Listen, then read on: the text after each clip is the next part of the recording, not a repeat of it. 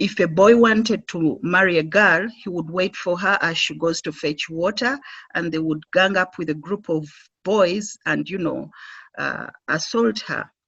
And the girls who happened to be with that girl would then just run away for fear of the boys, and they would say this is correct.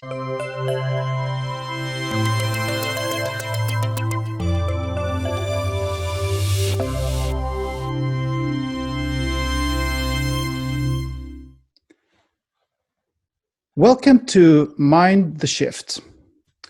I am Anders Bolling, your host. One of the most striking global shifts that are happening right now is Sub-Saharan Africa's takeoff. A lot of exciting changes are going on from Senegal to Ethiopia, from Sudan to South Africa. Health is improving, and the young are more educated and more informed. Now, some pessimists say that the challenges are too huge to be met, but no one can ignore the fact that Africa's population is basically the only regional population that will continue to grow, and by the end of this century, 4 out of every 10 human beings will be Africans. My guest today is Bernadette Ssebadduka. She's a doctor working as the local head of the UN Population Fund's office in a small town in West Nile province in northern Uganda, one of the poorest regions of that country. Her work entails improving reproductive health and combating harmful cultural practices. Bernie was born and raised in the Ugandan capital, Kampala, 44 years ago. Welcome to the podcast, Bernadette. Thank you. Thank you, Anders. Thank you for welcoming me. I'm so privileged and grateful to be here. Sure. You and I have met before in person, not like this in COVID-19 times where you use modern technology. And when I met you some 2.5 years ago, we had a conversation in a restaurant in, I think it was in Mbale in eastern Uganda. That's correct. As far as I recall, it was a kind of a modern restaurant with some kind of hip culinary concept like Mexican or Asian or something. Mm-hmm. I can't really remember, but let's you have a good memory. That's exactly. Okay. So yes. Now let's say that you invited me to some restaurant in your neck of the woods, like say next week. What is on the menu? Wow. So what I would have on the menu would be a bit of what we call matoke. This is a plantain that we serve as a staple here in Uganda. It's normally yellow mashed sort of food. And then with that, I would serve you chicken and peanut paste. This is something that I love cooking, and as my guest, I'll make sure that I really prepare it very well for you. And then we can take that with a bit of juice, sugarcane juice, or something that I would think you haven't taken, much as I know that you travel a lot. Sugarcane juice? No, I don't think I've had that actually. So that sounds really nice, interesting. And this is yes. What you would cook yourself? Would it be the same if you took me to some kind of restaurant? If I cooked it myself, I would cook that. But if I took you to a restaurant, then would have a range of things, depending on what you as my guest also want. It could range from Mexican, Indian, Chinese. And that's really, how developed we have come. So one wouldn't necessarily feel like so far away from home if we went out. Okay, so you have those kinds of restaurants in West Nile as well? In West Nile, yes, we have one called Cosmos. We still have a big international community that comes here for work and also for tourism. So there are some business people that have tried to target that, and they do prepare such meals. And the locals love them too. But you still love to eat a lot of, or you mainly eat traditional Ugandan food yourself, would you say, or are you influenced by Western kind of meals? I have been influenced by Western kind of meals. And so the African ones I do when I am hosting people at my home are like many visitors, and we want to have a variety. But given the nature of my work, I'm always on the road, moving from one rural place to another, and moving to small towns. So you find that getting the local food that is fresh becomes a challenge. And so I've taken on eating like fast food. You eat a piece of chicken and some French fries and you're good to go, and that takes you for a whole day. And when I get back home, I guess we have been influenced a bit, like my children are watching cartoons and these are the sort of things that they are watching. So the few days that they see me at home back from the field, they want me to prepare them some of those, I would say, comfort foods. And so we have a bit of both, but mainly Western food. Mm. Yeah. Okay. Now, I remember that along the roads in Uganda on the countryside, there were so many people selling fast food, different kinds of local fast food, grilled foods, and all kinds of really yummy stuff at no cost at all, really. So that was something that you don't really see here in Europe. But you grew up in Kampala, or in the Kampala region. Is that correct? That's correct. I grew up in a Kampala region, I would say. We have a number of regions in Uganda, and the central region that has Kampala has one of the districts close to it where I grew up. But even within Kampala, for example, or the next district where I grew up called Masaka, you find that you have the urban center and also the rural setting. So I grew up in a village, so to say. And that, looking back, was a bit of fun because you get to interact with nature, collect firewood, fetch water from the well, do some farming. And then eventually I got the opportunity to go to a school in the city, which actually has made me different from my peers from the same village. But this is because my mother dreamt that she wished a higher education for me than what she had got. But also now that growing up in the bit of rural setting has helped me that when I have to go back to places like Karamoja or West Nile, I easily relate with what is going on, and I'm able to see through the aspirations and how easily this could be lost if nobody really helps to catalyze the process for the young girls and boys in these hard to reach settings. Yeah, I was going to ask about that. I didn't know exactly what the settings were when you grew up. I just know that you were from Kampala, but this is interesting to hear that it was actually a village that you grew up in. But anyway, you had access to the big city, and Yes. Kampala is, as far as I understand, a huge city, and it's growing very fast. I think maybe by hundreds of people every day, I guess, people coming in from the countryside now. So, that's I mean, correct. yes, it's a very, very big city, and now you're in the countryside. But this is a question that might come across as a little bit provocative, but it's a very honest question.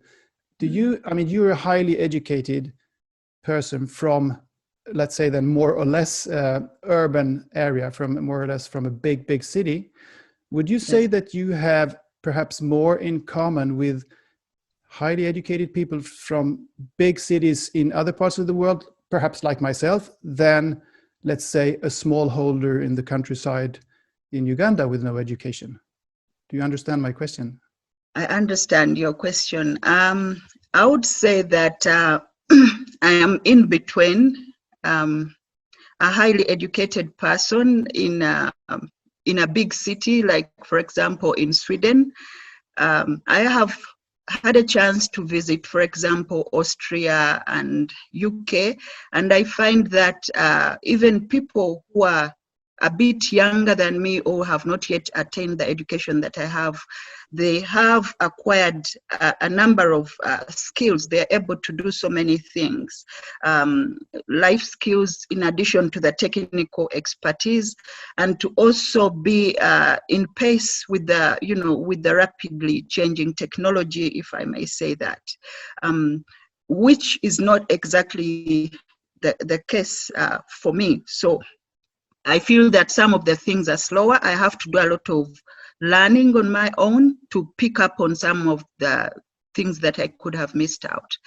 And for someone who remained in the village, then the story is a whole lot different. What they're able to do now, for example, for me, coming to the city has challenged me to dream bigger. So you find that even if our education system was training me mainly into medicine, the exposure helped me to look into community work, counseling, management, and other things. And yet, someone who has remained mainly in a semi-rural setting could have remained on that one profession and done that, and, being a major in a few areas because of the lack of that exposure.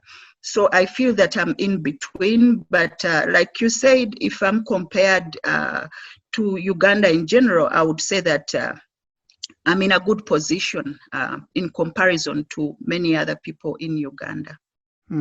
Well, I've been thinking a lot about this myself, because I mean, the differences between a big city here and the countryside is perhaps smaller than in Africa, or maybe it's not. I'm not sure, but I've been, as you say, been traveling a lot, and I kind of find that I sometimes feel I have more in common with people from, big cities like Berlin or Barcelona or whatever, Moscow perhaps, than people in small villages in my own country. And that has a lot to do with, globalization and nationalism, all these issues that are on the table right now. So it's interesting to see, because there are so many prejudices in Europe about life in Africa. And I think it's interesting to hear from a person in your position about these things. But I would also I'm curious to hear more about your own personal journey from that little village outside of Kampala to where you are now. I mean, through school, through your career.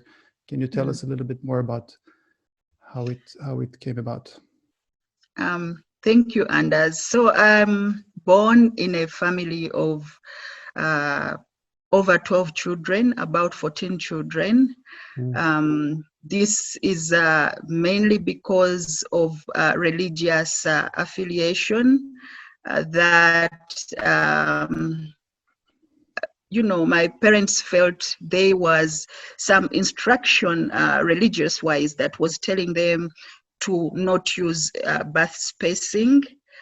And so we ended up being many. So I came out of that, and I used to, observe the people that are working in our community, the missionaries, teaching us how to pray and treating us in hospitals when we fell sick, and also in school. And that really motivated me when I was growing up to feel that I want to do something in line with that, because these are predominantly what we're seeing in our community. And so I developed an interest in, growing to help others. Like, would read stories about Mother Teresa. And then I felt that maybe I could move towards a line like that. And I realized as I grow up that this is the calling or the journey that I have moved into. Working in communities, I started off as a counselor in a small slum in Kampala. And in this place, we had this was a forgotten sort of place. It's called Kawempe Division. And in this place, we had so many, we still have slums, but there were many more that time. And the young people seemed to have been, forgotten. People thought this is the place where you find thieves or where you find school dropouts. This is the place that floods and things like that. And so I was working on a small project with women doctors to health educate the youth and make sure that they do not get unplanned pregnancies, or they are able to pursue their dreams and attain them. And it was really an interesting journey. And I look back at it as a significant moment because we were able to find people that had dropped out of school and walked with them through that whole sort of dangerous community, in quotes, and motivated them to think about their future, to plan their goals. And we were able to health educate parents, to talk to children. And now we see that the people we worked with, the people I worked with, have been able to plan their families. They've been able to get into positions of politics. They've been able to pursue further studies. And this is interesting for someone who, for example, grew up in a small house with a single parent and didn't have much to hope for, or was surrounded by people that were abusing drugs and all that.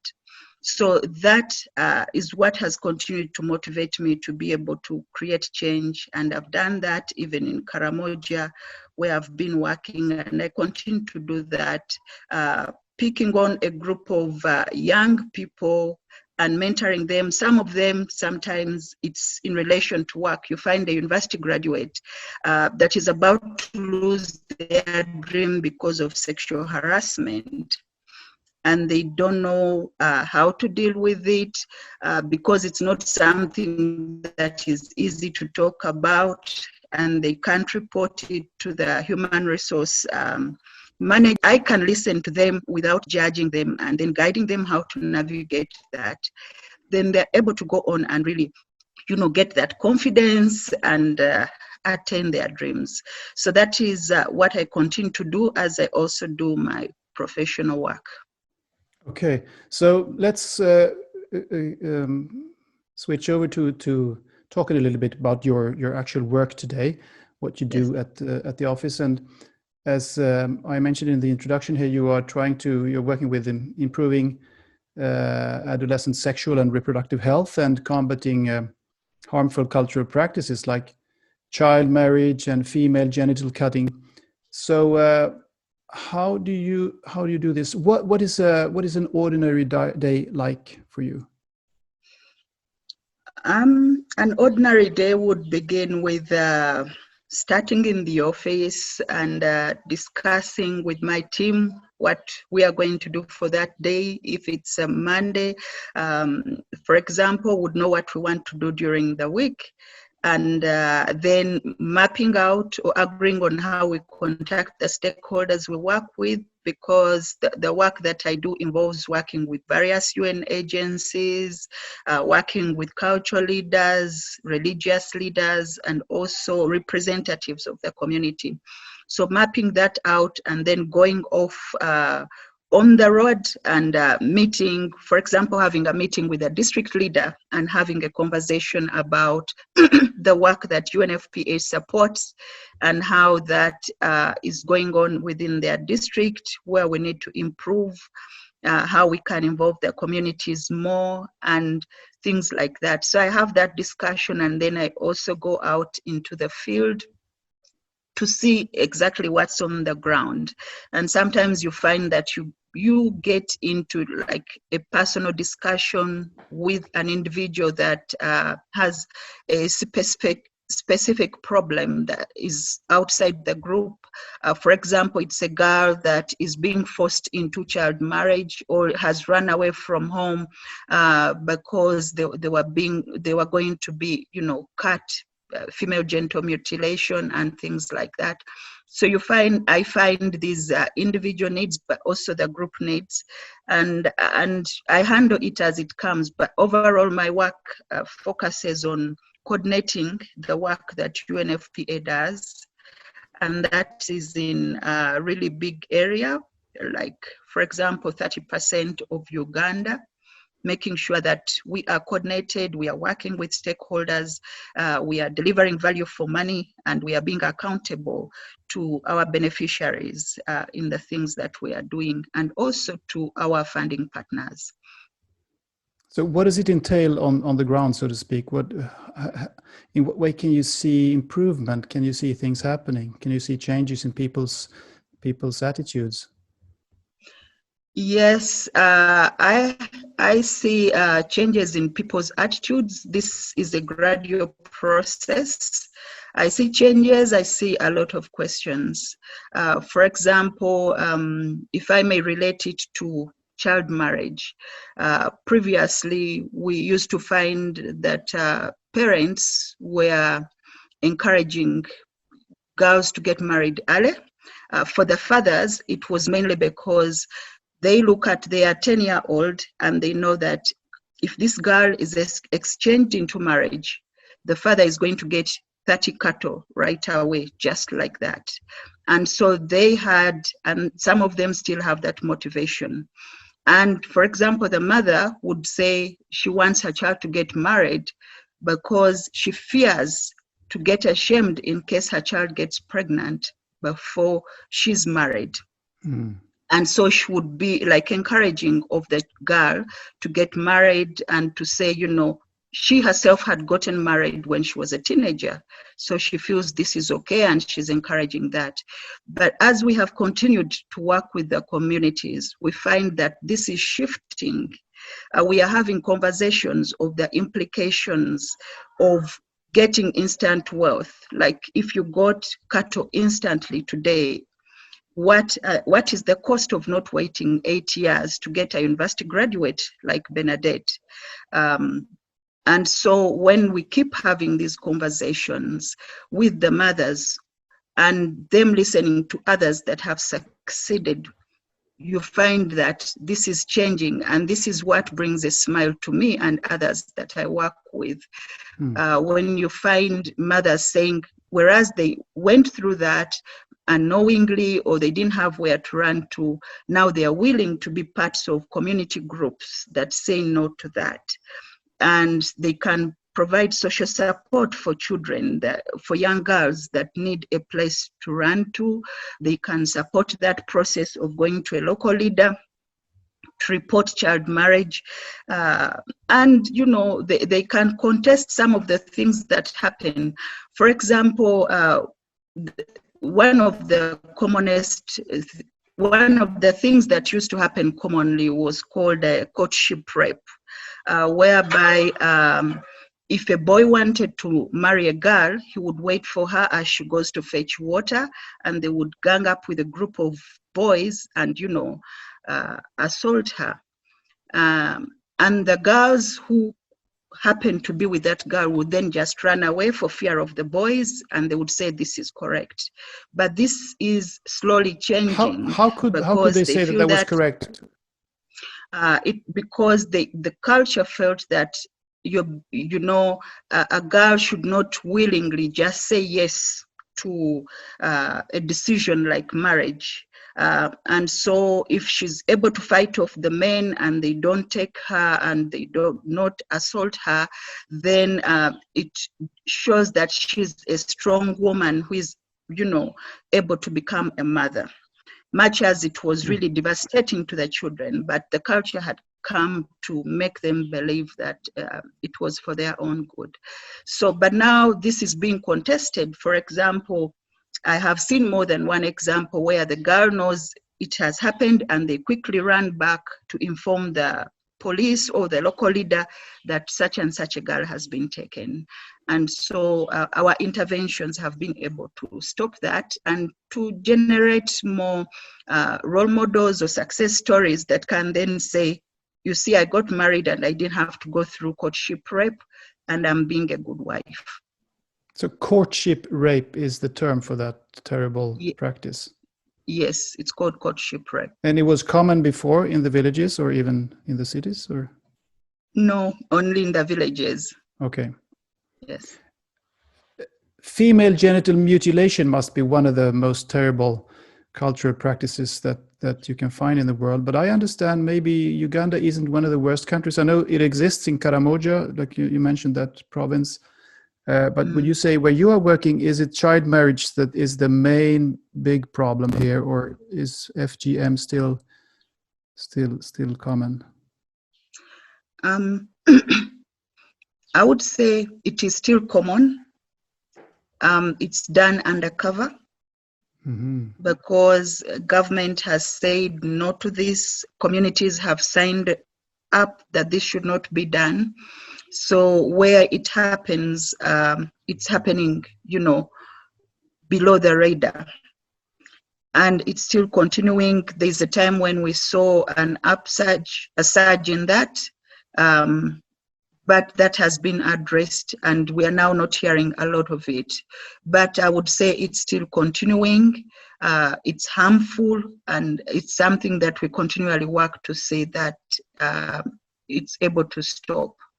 It seems inconceivable for an outside person to understand how this is actually happening. Can you describe the driving forces behind this practice? Why do even women and mothers want their daughters to be mutilated? Yes. So what happens is that female genital mutilation or cutting is seen as a rite of passage into womanhood. And so a woman, to get married and to be respected as an adult, they needed to have been cut. Not in the whole region, but in the communities that practice that, mainly in bits of Karamoja and also Eastern Uganda. And the motivation is that respect that comes, so the woman that has been cut is able to speak out. For example, in a village meeting, she's able, she will get the respect of somebody who is an adult, and she'll be respected by her husband. But also when her sons are getting married, she's able to come and sit with the husband in those celebrations and be recognized as the official wife, and also receive some of the presents that are brought for such a ceremony. Now, the presents are looked at as a source of income for the families, because the families invest a lot of money to conduct such ceremonies. So when people bring in presents, then they are being rewarded in a way for the preparations that went into arranging the weddings. So if a woman has not been cut, then she's not allowed to sit at the table with her husband. And at that point, the elders, the community can allow another woman who has been cut to come and sit in place of the woman that has not been cut. Now, this is something that women cannot stand, because they cannot predict what will happen after that meeting, whether even their marriage will be affected by this engagement, but also to not be able to receive any presents that are brought to this meeting. And also then to be a public, it would no longer be a secret that this woman actually is not cut, because the reason will be obvious. Why didn't she sit at the meeting? And so these are some of the motivations, and also the praise and encouragement that comes from the men, that, they have brought up their girls well, to the extent that they prepared them for marriage. So these are some of the motivations. For the men who enforce this, who push it upon the women and say, make sure your child is circumcised, it's because they want to have their girls ready for marriage, because the ones that are circumcised or cut are going to bring in more bride price than the ones that are not. So these mainly the motivation is money, it's respect, it's to fit in with society. And this is what we have been working to change, and it's slowly changing. Now and again, we have reversals of that progress, especially when the engagement is not sustained.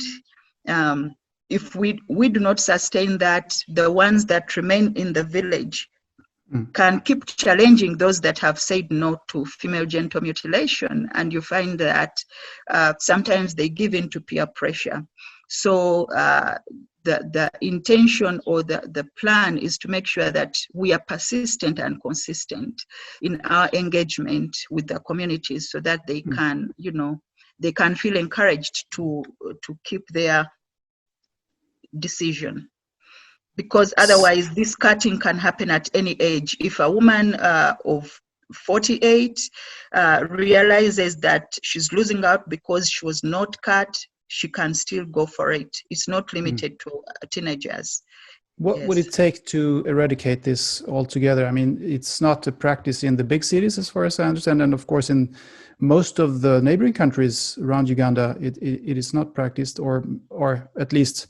Well, I know in the north of Uganda it's common, but not south of Uganda. So, what do you think it will take to eradicate this completely? Because I mean, people are getting more and more informed, I understand, and women are getting more empowered. So, how do you see this will end? This can be ended. There are already global goals to make sure that 0 women are cut by 2030. However, we need consistent engagement, health educating communities, using role models at all levels, religious, culturally, to really communicate and speak about the dangers of that. One of the things that I've seen working well that we were able to use here was, empowering women leaders to speak, because the women have experienced this. So they speak from a point of personal experience. And so they're able to say what they went through and whether that, for example, those that were cut, was that adequate to bring them a happy marriage, or do they regret that they were forced to be cut? And when they have talked to fellow women, they have talked to girls, they've said no to having their children cut, we have seen that that is sustained.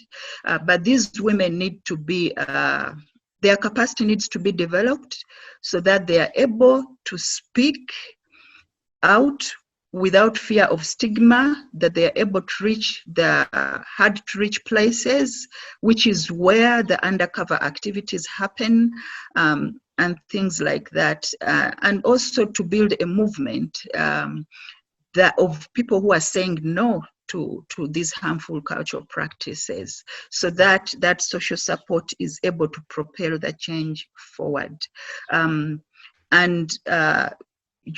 Even when, for example, the UN is to move out of a community like that, if we have left it with the leaders and they are able to reach the places we can't reach, like the mountains, if they're able to know where it's happening, then it's easier for it to be stopped. But it requires our commitment beyond the words we say, to engaging with communities and, understanding what is it going to take. And we've done 1 or 2 assessments, and others continue to go on to find out what are the motivations for cutting and what would it take for it to end. It's unfinished business, and it requires our flexibility to see how, we deal with the emerging complexities of these cultural challenges. Yes, commendable work, really. And this is, of course, one of the worst practices, one of the worst expressions of inequality between men and women. And there are also others. And in Europe, even here, we sometimes read and hear about this female genital cutting, and also about sexual violence, like, for instance, rape being used as a weapon in the civil war in the Congo, which is a neighboring country. But you have told me that there are also other less violent forms of expressions of inequality and gender oppression, like you mentioned how women can be woken up in the middle of the night by their husbands and forced to cook food because the men are hungry. Yes. seems incredible. But I mean, how aware are women, you would say, generally in Uganda about these inequalities? And also men, how aware are men and women about these inequalities, and how much is it talked about? Thank you for that. The awareness is there. You find that 60% of the women will have a story about how they have been violated emotionally, physically, or otherwise. And they have many stories, and it runs through the generations. That's why you find within the informal setting, a grandparent will tell their granddaughter that, keep quiet about it, don't report your husband because I went through the same thing. But increasingly, the more we see women leaders come out to speak about this as an inequality, as something that is totally unacceptable, more women, even in the rural settings, are able to raise up their hand and to not keep silent and call out for help. And we are there in the communities and supporting them and explaining how power can be misused and how people should be making, preventing violence and rather than fueling that. The men are equally becoming aware of that. However, it's the subtle ways in which this is expressed. You find that women at various levels are experiencing it differently. Educated women are experiencing, for example, more of the emotional violence. The ones that are in the villages are experiencing more of the physical violence. And so it goes on. And it would take like a generational change so that we learn how to respect each other. We involve men more in these things that we are doing. For example, recently in Karamoja, we were trying to engage with the men about what they thought of this whole gender-based violence. And the men felt disempowered, that agencies, UN agencies or other civil society partners are coming and saying this is about the women, this is about the girls, and they felt left out. Yes, and so you have to include the men also in order to have success, maybe. You need to include the men, you need to listen to them, and from a point that is neutral and understand what their fears are. Like, if they do not behave in quotes like men, because they are told a man is supposed to be tough, he can beat the wife when he feels like it, he should not fetch water even if the wife is pregnant. So when they're engaged, not in a one-off way, but on a consistent basis, then they are able to change. And this comes with consulting them so that we are proposing things that are practical.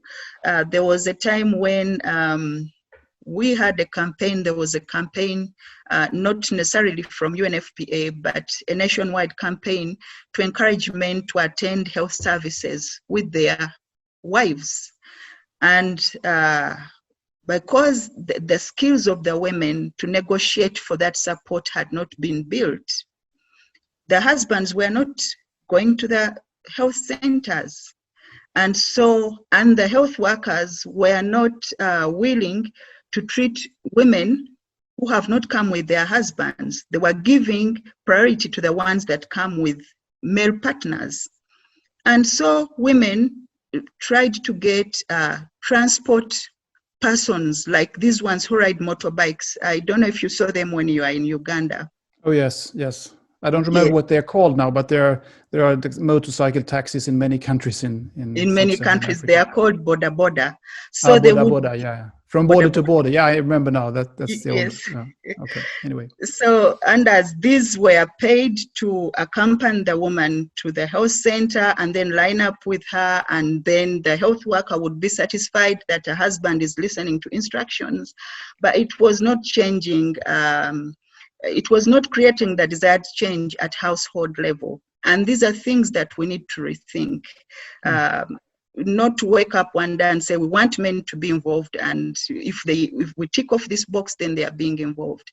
It's a deeper conversation like the one we are having, to see what is going to be meaningful, what are the men proposing, what would make sense to the woman, how do we describe male involvement, and that way you find that we are getting mutual benefits from trying to address gender-based violence. Yes. Well, I guess the men are also, if not victims, then of course submerged into this big pool of cultural values that everyone is swimming in, and so you just have to try to get on top, get over the surface to see the light. I don't know if that metaphor is even working, but you know what I'm. It works. I know what you're saying. Yes. Thank you. So when it comes to sexual and reproductive health, of course, there is a central issue that is which is talked a lot about in the Western world. I don't know if it's talked about that much in Uganda, for instance, but it's the fertility rate. That is to say, how many children a woman in her fertile years have. And Uganda is one of the countries in the world that is growing the fastest. I think the average age is around 16 years or something like that. Whereas in a country like Germany, it is over 40. I think it's 43 or something.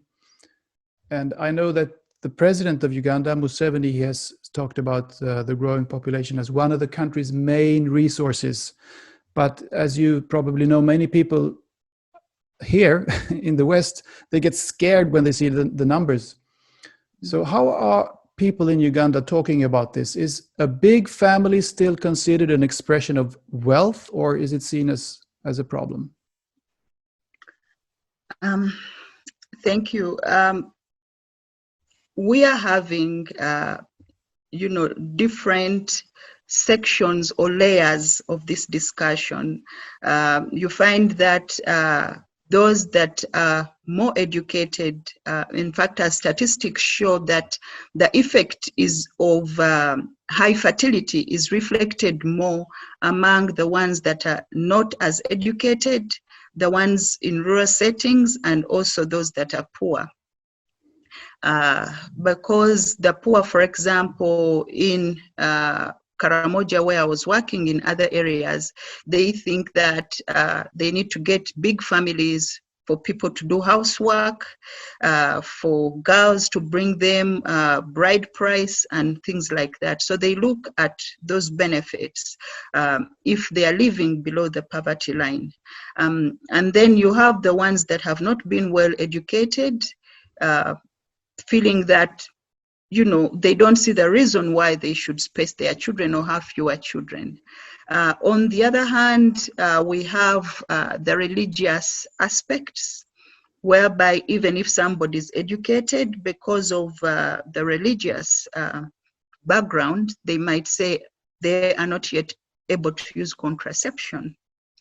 And this is why, for example, UNFPA works a lot with religious leaders so that they can, dispel the myth around contraception and what various religious guidance speaks about them.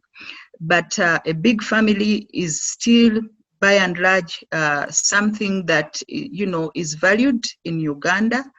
As you know, our fertility rate, on average, a woman is expected to have 5 children in her lifetime, as we stand right now. And in those regions, like in Karamoja, it goes up to 8 children per woman. And this is seen as a source of strength. We were making progress on this, but now, external challenges like what you see COVID doing right now, limiting access to contraception and to services that would prevent this unintended pregnancy, takes us backwards in terms of the gains that we had previously made. Nonetheless, innovations are being, implemented to sort of mitigate these, risks that are rising out of this, but we still have a long way to go.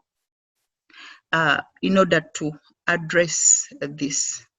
And also, most importantly, And if is it a difference between Kampala and the countryside in this respect? I think you mentioned that. Yes, I mentioned that, and I was also going to mention the difference in terms of access to sexuality education. For example, when girls and boys are not aware of what it means to, to delay sex, to prevent unintended pregnancy, and how their bodies work, they may not be able to really utilize the services that would help them to prevent unintended pregnancies. They might end up just moving with what they have seen older people doing and end up having big families. Yes. Okay. You don't have any children yourself, Bernadette? I do have children. Oh, you do have children. I'm sorry. Yes. No, it's fine. I have 4 children, but I also have other children, like I was speaking earlier, in terms of the non-biological responsibilities. Our culture is such that you find you're taking on responsibilities of orphans, of people that are genuinely in need, that you find you need, to include as part of your family. So, yes. I was referring to what you mentioned before, your journey through infertility, and that. Yes. Oh, okay. Maybe you could, if you want to share that experience and maybe what it taught you, if it's okay. Yes. Thank you. I'm glad I actually had a success at the end of the day. I had a challenge with fertility for a long time. I got my first child when I was 33 years. And at first I thought that being a medical doctor, I would just follow what the books say, that you go from taking one pill when it doesn't work, we have what we call lines of treatment. So when the first line of treatment doesn't work, you go to the second line of treatment, and that's an injection. And when they do not work, you go to assisted reproduction, and other technologies that help people to get pregnant. And when I tried all that and it was not working, I was getting very frustrated, because the culture here is that a woman is defined, and I'm not saying this is correct, but this is what we are surrounded with, that a woman is defined so much by her having children. And so people keep asking, why isn't she getting children? And moreover, she's doing work related to reproductive health. She's talking about family planning. So maybe she's intending not to actually have children. So it was a bit of a puzzle for me until I read more about it. And then I was able to look at lifestyle changes that needed to happen, exercise and other things. And I found that actually in medicine, we normally don't pay a lot of attention to lifestyles and how those can actually help to improve health. So you turn more to traditional medicine or traditional methods or practices, or where did you turn to? Because you found that Western or traditional mainstream medicine wasn't able to help you in that respect. Yes, I turned more to alternative medicine in terms of improving my nutrition, taking more of the nutrients that help to boost fertility, like zinc and omega-3. These are things that I had not read about in medical school. And then doing regular exercise. And, it improves the general well-being of the body, and it affected my well-being in a way that medicine was not able to do. I realized actually that, for example, I had a hormonal imbalance. And when someone has a hormonal imbalance and mainstream medicine tries to correct that by providing more hormones, it throws the body further into imbalance rather than correct it. Yeah. So this was a big learning for me. And then I learned that the way to correct that imbalance was to focus on the lifestyle, which actually corrected it and corrected the many years that I had spent trying to take tablets and injections. Okay. Yes. I'm happy it worked out in the end. It did. Well, it actually affects me a little bit as well, because I have the same experience. Me and my wife, we weren't able to have children the normal way, so to speak. So we had our daughter by way of IVF, in vitro fertilization. Yes. So I know a little bit about what you're talking about. But do you think? Okay, I'm glad you did. Yes. Okay. So do you think? And I think it's important to talk about it because it is. Yes. Many people, it's like a silent epidemic that people do not easily talk about. They suffer in silence, like you said sometime. Yes. Do you think it's more difficult for a woman? I think you already maybe said this, but I want to ask it anyway. Do you think it's more difficult for a woman in a country like Uganda with its large families to have just one child, or maybe no children, than in a country like, say, Japan, where most women have only one child, or even none? It depends on where the woman is. If the woman is educated, if a woman is not educated but she's bold enough to defend her decisions, then it should be okay. If the husband says, I want one child, regardless of where they are, then it should be okay. But if a woman is, for example, young, she's surrounded, she's staying in a homestead, she's fully dependent on her in-laws, then her ability to decide the number of children, it's about choice really. The ability to exercise that power of choice becomes very limited. And so she's likely to bow to pressure to continue having children. And the other thing that we had not talked about was the preference for boys to girls. Oh, yes. Yes.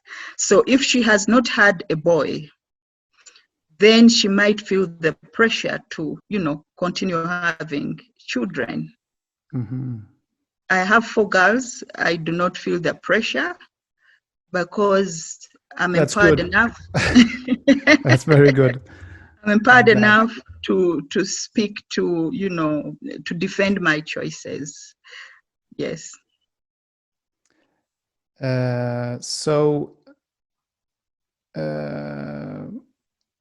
Let's talk a little bit about the situation in your country on a general level, and maybe combine it with your personal experiences. Can you talk a bit about how, or even if, your personal journey is tied to the journey of Uganda over the same period of time? My journey, I would say, is whereas I was in a rural setting, but luckily was able to get out of that and go to school in the city and succeed within that city, then it's different from my peers that I grew up with. And when one is to see us, there's a huge lot of difference. I could have 4 children and they already have 12 children. Yes.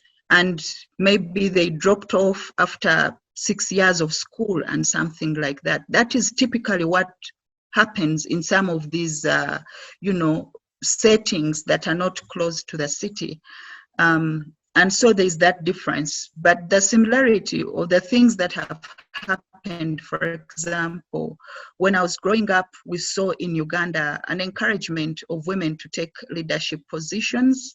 In the early 90s, we had a female vice president. She is a medical doctor. She's a surgeon. And she used to speak very, eloquently and educate the country on radio and on television. And for me, my mother would say, I want you to be like that. And this helped me along my journey to actually move into sciences and to feel that I can become and I can speak out.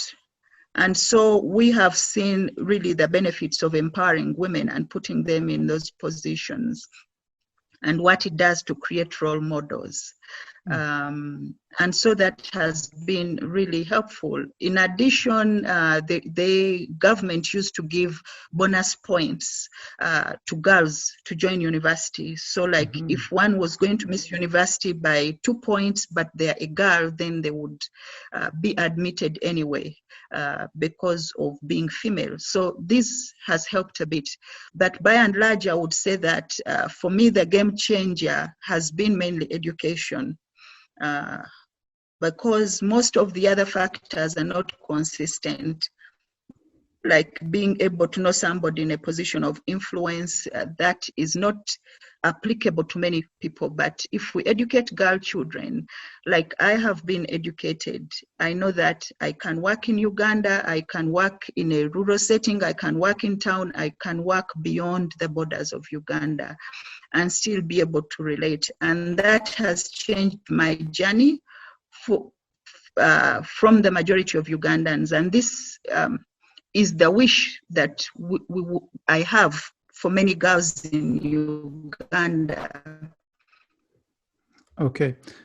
I think your Wi-Fi is cracking and globally, up a bit. And it can, this has been shown. Is it okay now? It's better now, yes, thank you. Okay. You go ahead. Okay. And so this can also impact on our population challenge in Uganda. If girls stay longer in school, then it means they will take longer, they would get married when they are much older and they will not have many children. And that can really address the population question. Yes. But education as a game changer maybe goes for a lot of people in Uganda over those last 20, 30 years, as you were talking about. That's correct. It goes for a lot. We see many more people getting into education and being able to do what we previously thought were not even like mainstream, like going into drama or art, or very, starting their own businesses. And this has really done a lot to improve the well-being of even women in Uganda.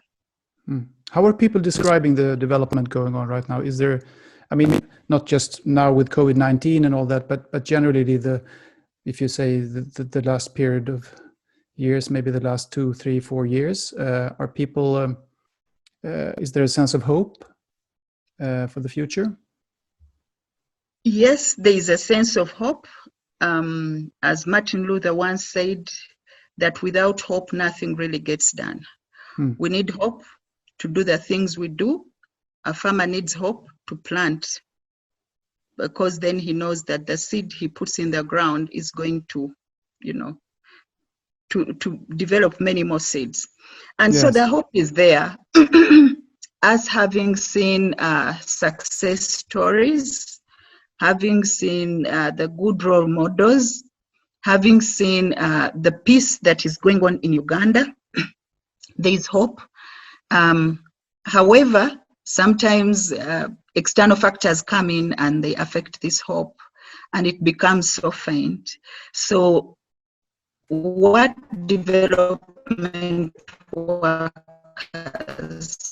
like me and others are doing is to make sure that we continue nurturing that, we catalyze it so that it grows and is sustained, and people are able to dream big and to to wish to become better. Like, for example, UNFPA has a program that is called Live Your Dream, which encourages people to think big and have hope in the future, and then take steps, whether baby steps or whatever, to reach their full potential. So the Maybe hope is there. 2 steps ahead and 1 step backwards. 2 steps ahead, 1 step backwards. That commonly happens. We see fallbacks in terms of behavior change, in terms of economic empowerment, and we are continually working on that.